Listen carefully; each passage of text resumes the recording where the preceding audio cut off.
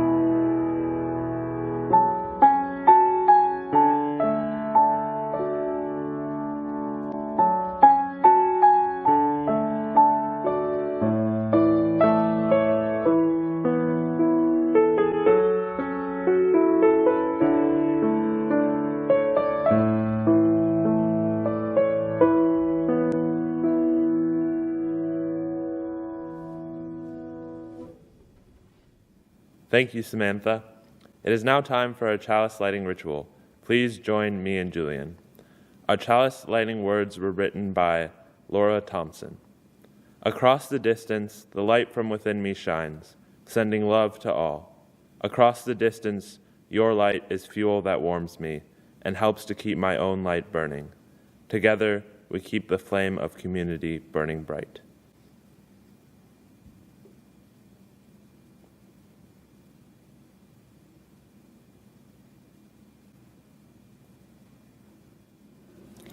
Our opening words, A Renewed Hope for This World, are by Nathan Ryan. Be it real or metaphor, whatever is in your backpack or your briefcase or your purse that you've brought into the sanctuary that is weighing you down, leave it behind. Whether you are carrying that is keeping you distracted or caught up in shame or guilt or hopelessness, leave it behind. If you need it, it'll be there when you're done, but for this hour, just let go. Come into this place with open hearts. Come into this place with a soul that has remembered how to be tender again. Come into this place with a renewed hope for this world. Come into this place ready to build a world we've always been worthy of and always dreamed of. I now welcome Jeanette for our time of all ages. Good morning, my name is Jeanette, and I chose this story because I love the illustrations. They're super cute. And I think that as little kids, we all have a little toy, or for me it was a teddy bear, that we really love and cherish. And this book is kind of about that, and it's also about having that confidence for yourself and how you present yourself to the world. It's called A Bear Outside by Jane Yolen, and the pictures are by Jen Corris. Some folks have a lion inside, or a tiger. Not me. I wear my bear on the outside. It's like wearing a suit of armor. She keeps out the howls, the growls. She keeps me safe. I can wear my bear anywhere. Schoolroom, backyard, grocery, home. I'm in charge, riding my bike to the stop sign. Or, if I like, roller skating. Or bouncing on the trampoline. Bringing gifts and favors to our neighbors. Only not at swimming lessons. That can be dangerous for the both of us. I take care of Bear. Bear takes care of me. Together we find the sweetest berries, hives of honey, to fatten me up. We let the juices run down our chins. We're not afraid of bees, but buzz them back. Then we nap beneath the tree. At dinner time, we share a plate. I like chicken, Bear likes salad. We don't always agree, Bear and me. When we do art projects, Bear paints blue. I use red. Sometimes we make purple instead. At night, we curl up on the bed. Bear on one side, me on the other. Then Mother reads us a story, gives us kisses, tucks us both in. She says, "Good night, girls," leaves the light on. Not for me. I don't care. I like the dark. It's for Bear. Thank you. We have a very special guest next week, Paula Cole-Jones, who will be delivering a sermon on the 8th principle and building a culture of inclusion. Paula is a lifelong UU who has been a diversity, equity, and inclusion trainer for over 15 years. Don't miss this chance to hear about the 8th principle from someone who helped develop it. A workshop will follow in the afternoon to help explore the subject at more depth. For more information, please contact Kathy Stevenson. And now, let's hear from Woody Nibbler about our Pledge Campaign drive-thru event.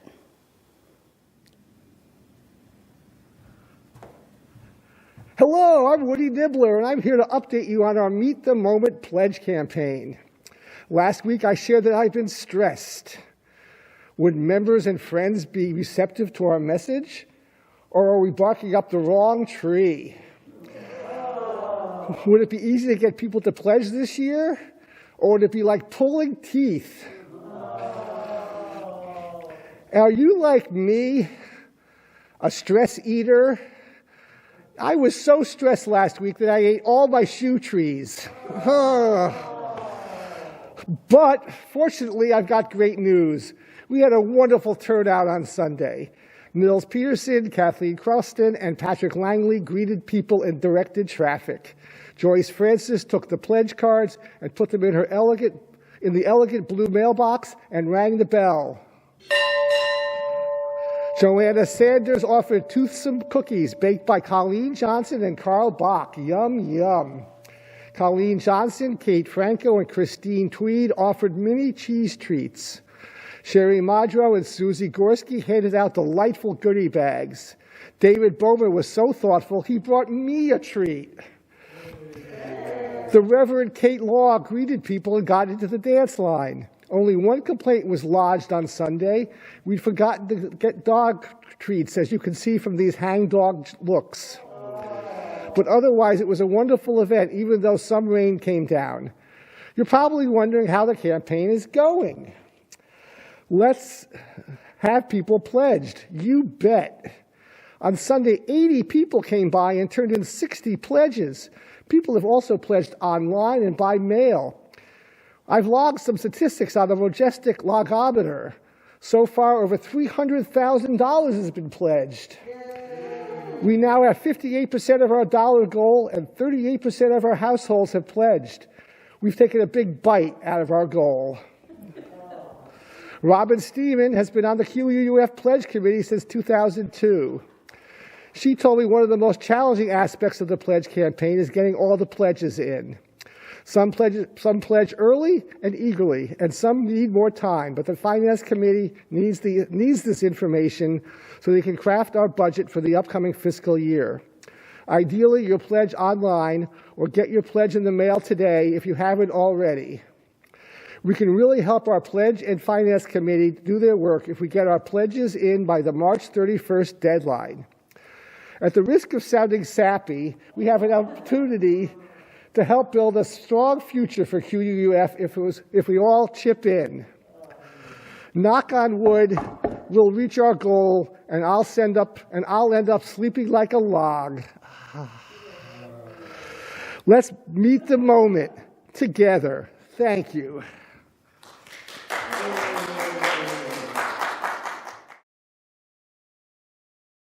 What we'd like to do now is acknowledge and welcome those of you who are visiting us this morning. If you're watching this on our Facebook page or on YouTube, you're invited to say hello in the comments section and tell us your name and where you're from. We'd love to hear from you. We hope you'll join us for our virtual coffee hour in our Fellowship Hall Zoom room after the service today. If you don't have that link, it will be posted in the chat at the end of the service. And if you find this service useful or inspirational, hopefully both, please share the link with your friends and family. So welcome, everyone. We're glad you're with us today. We will now receive the offering. Today our collection will go towards the building, program, and staffing costs of QUUF. If you'd like to donate today, you have three options. Text the amount you'd like to give to the number now showing at the bottom of your screen. Go to our website, QUUF.org, and click on the given link, or simply mail a check to QUUF. Just remember to put the name of the organization in the memo line. We will now gratefully receive our offering as we listen to Mo on the piano.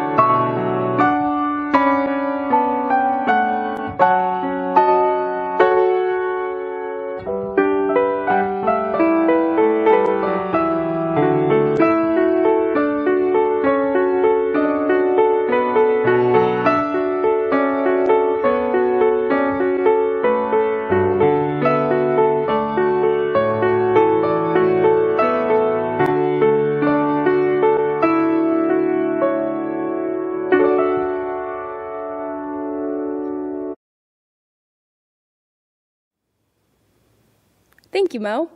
We will now share our joys and sorrows, recognizing that our personal joys and sorrows are only a fragment of the joys and sorrows of the larger community of life. And thus, we place this first stone, thinking in particular of our Asian friends and family who are the latest subjects of hate and racism during this time.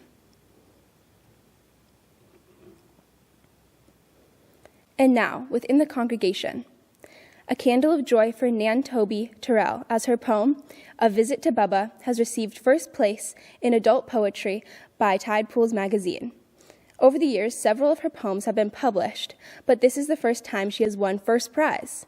Congrats, Nan Toby.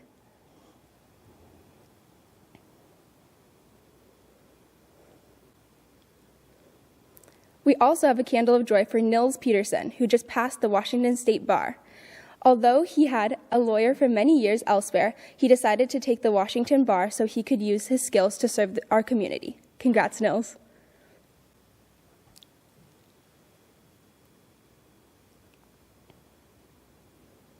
We also have a stone of healing for Ellen Tolmie. Ellen fell this week, hurt her shoulder, and ended up in the emergency room. Her son, David, who lives next door, was there to help her. She is home now with a broken shoulder and awaiting potential surgery. David would welcome orthopedic surgeon recommendations and will pass on good thoughts and wishes to Ellen. His contact info is now in the chat. And a candle of joy for longtime friends Barb Bowling and Michelle Bruns, who had birthdays recently. Michelle on March 12th and Barb on March 16th. They hope to be able to celebrate in person soon with their writing affinity group, which has been meeting together for 8 years now. Happy birthday, Michelle and Barb.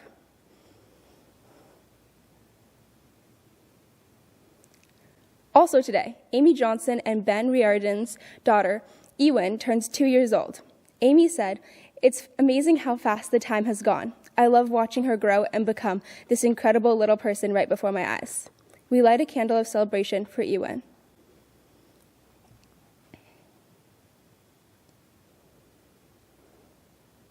We have another candle of celebration for Amy herself, who has made it through her first quarter of grad school to become a couples and family therapist. She reports that it was tough to adjust back into the academic world after being a stay-at-home mom, but she's been learning so much and has been loving every step of it. And now we place a final stone, holding in our hearts the joys and sorrows I've just shared, but also thinking of joys and sorrows among us that are unexpressed but of no less importance. I invite you now into a moment of silence, which will be followed by a musical response.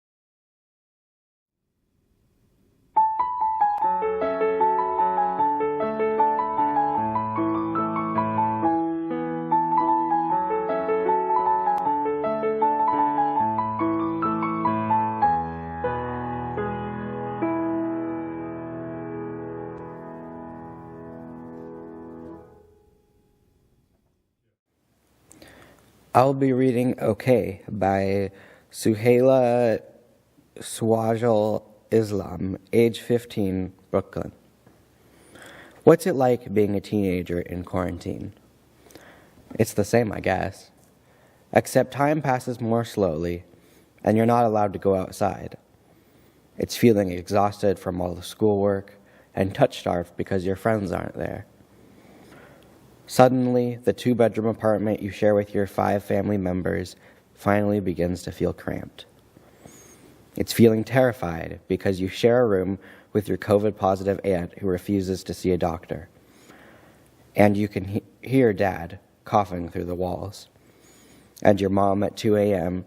reciting the Quran and rushing to make tea for the both of them. She gets sick too. And suddenly, you're failing classes because you couldn't keep up with helping your siblings and classwork and the housework and the sick adults at home. Things start to look up, though. The weather gets warmer, and your family gets better. Being a teenager in quarantine is radical acceptance. Things happened, and things are happening. You'll be okay. You survived, and you'll be okay.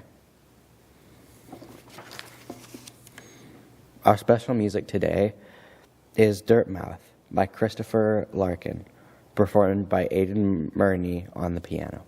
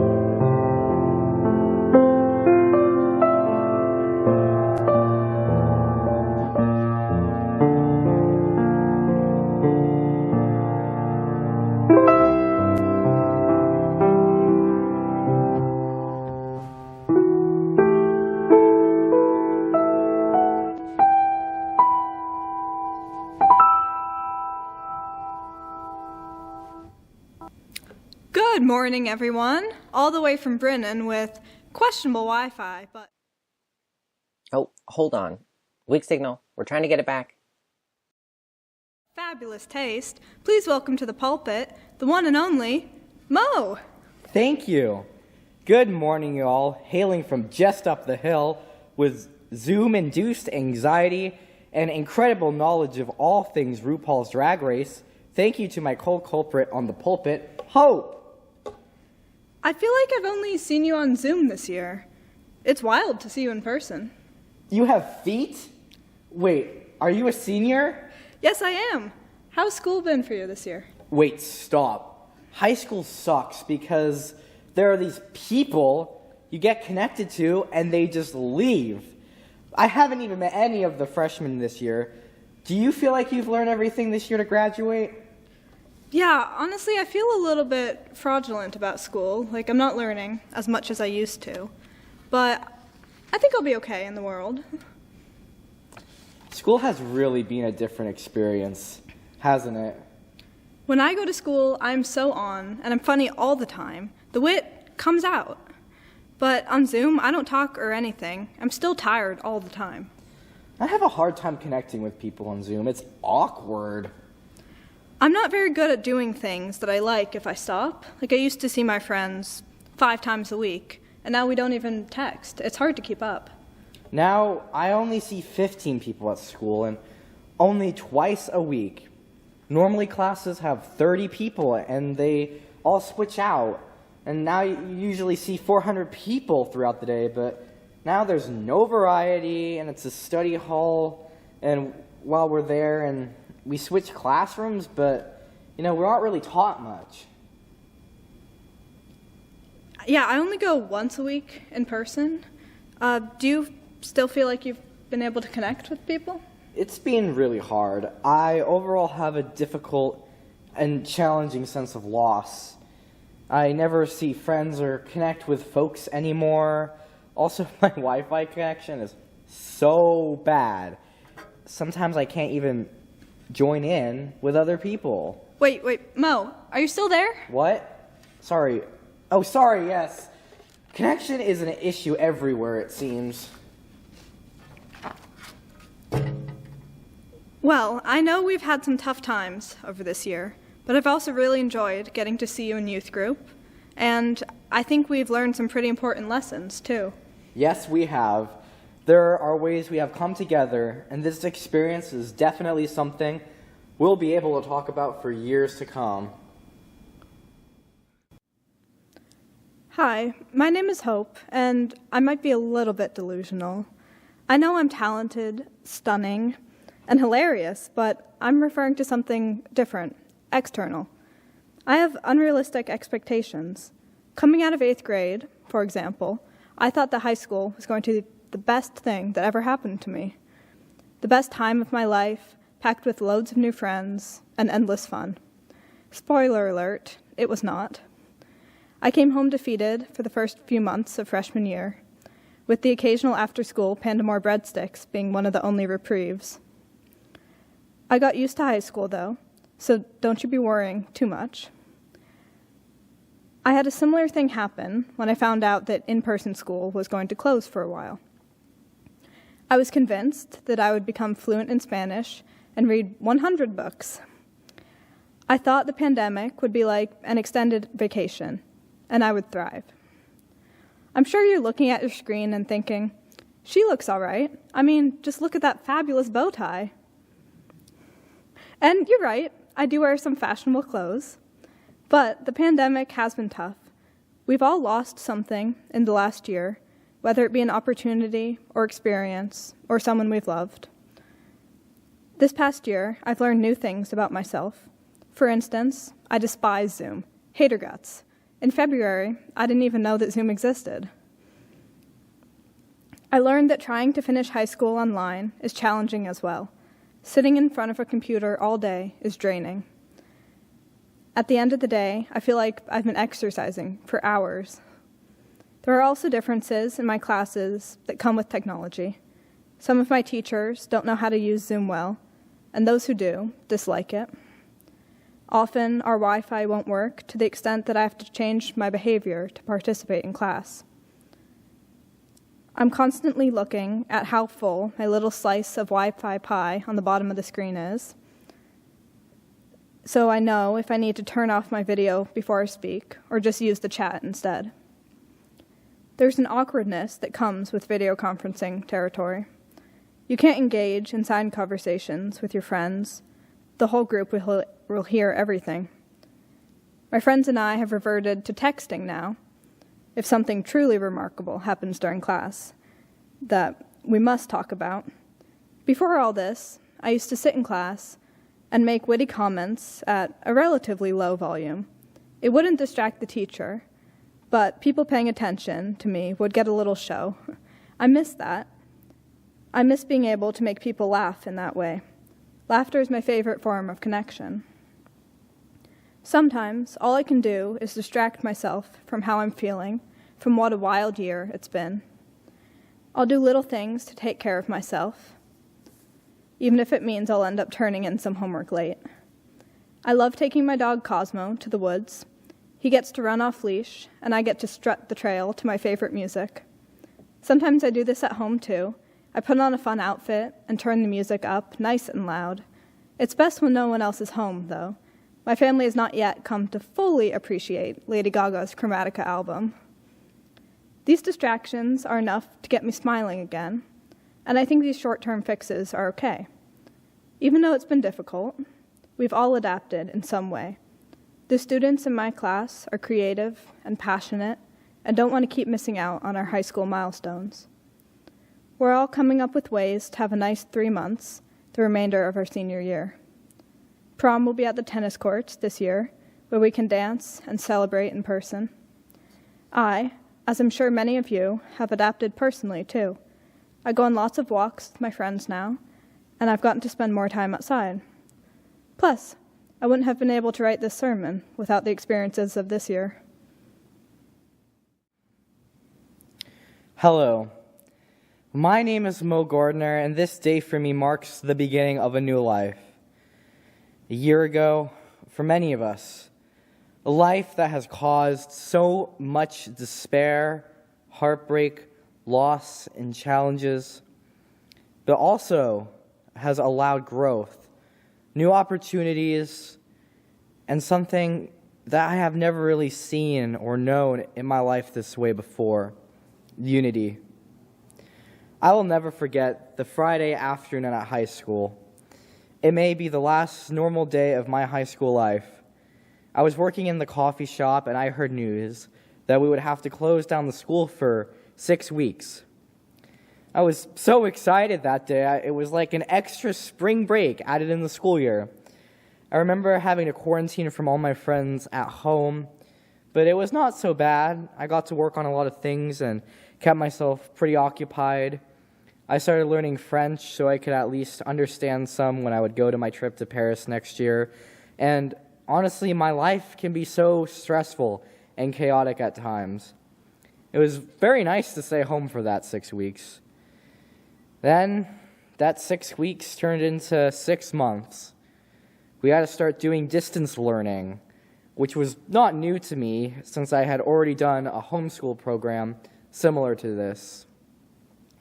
We had homework to do from home and Zoom meetings to go to. I remember watching a lot of TV shows and seeing a lot of commercials surrounding this theme of unity. I thought that was kind of strange since the whole point of this quarantine was to not be together.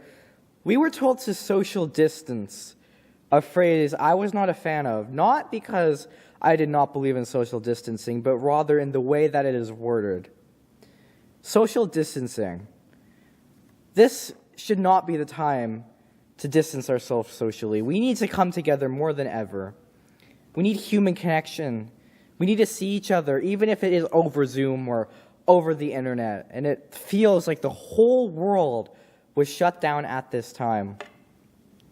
I began to see Black Lives Matter protests spark up around May, and this was something as a Unitarian Universalist I was familiar with, but this time it was different.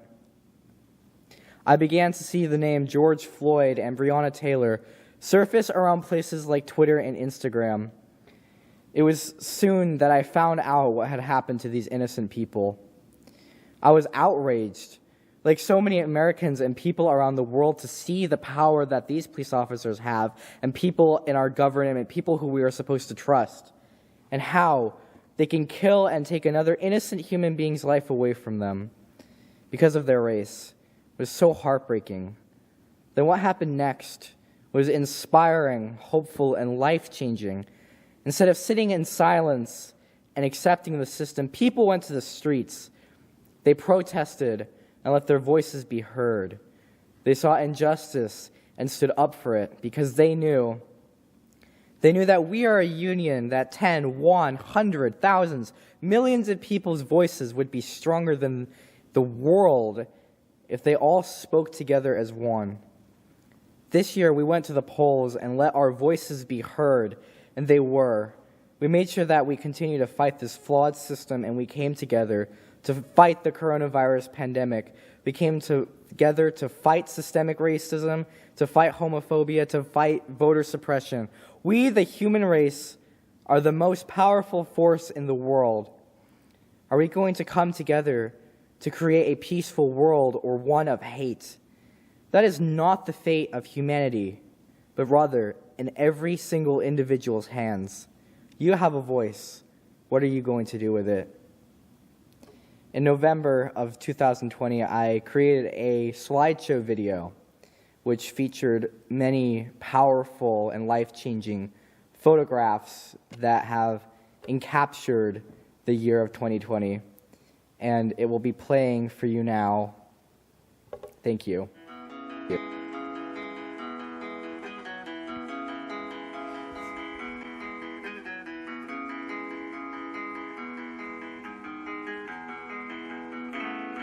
It's empty in the valley of your heart. The sun, it rises slowly as you walk away from all the fears and all the faults you've left behind.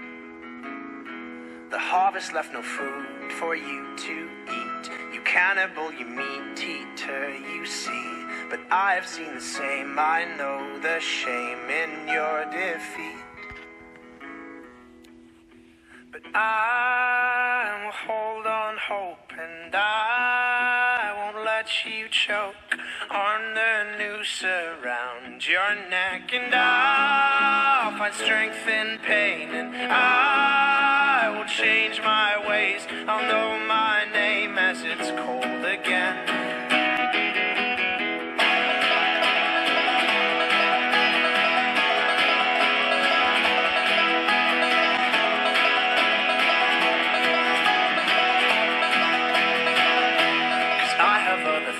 To fill my time, you take what is yours and I'll take mine. Now let me at the truth which will refresh my broken mind.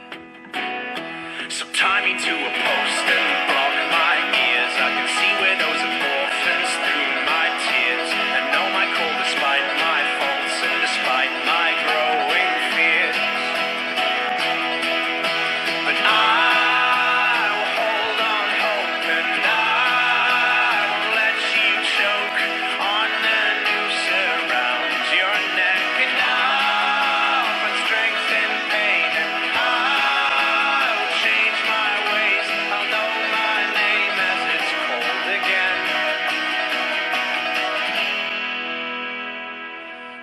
out of your cave, walking on your hands, and see the world hanging upside down. You can understand dependence when you know their maker's land. So make your sirens call and sing all you want. I will not hear what you have to say, 'cause I need freedom now, and I need to know how to live my life as it's meant to be.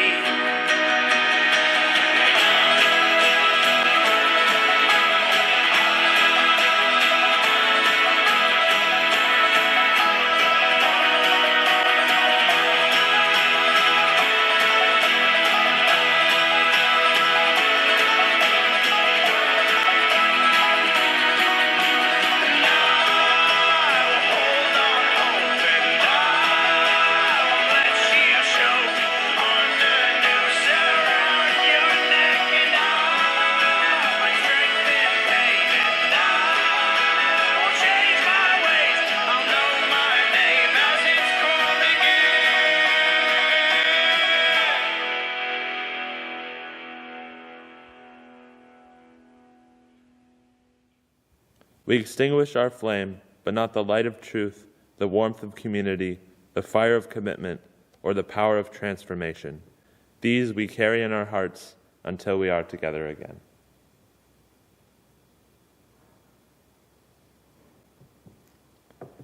After this service, I hope you'll join us for our virtual coffee hour.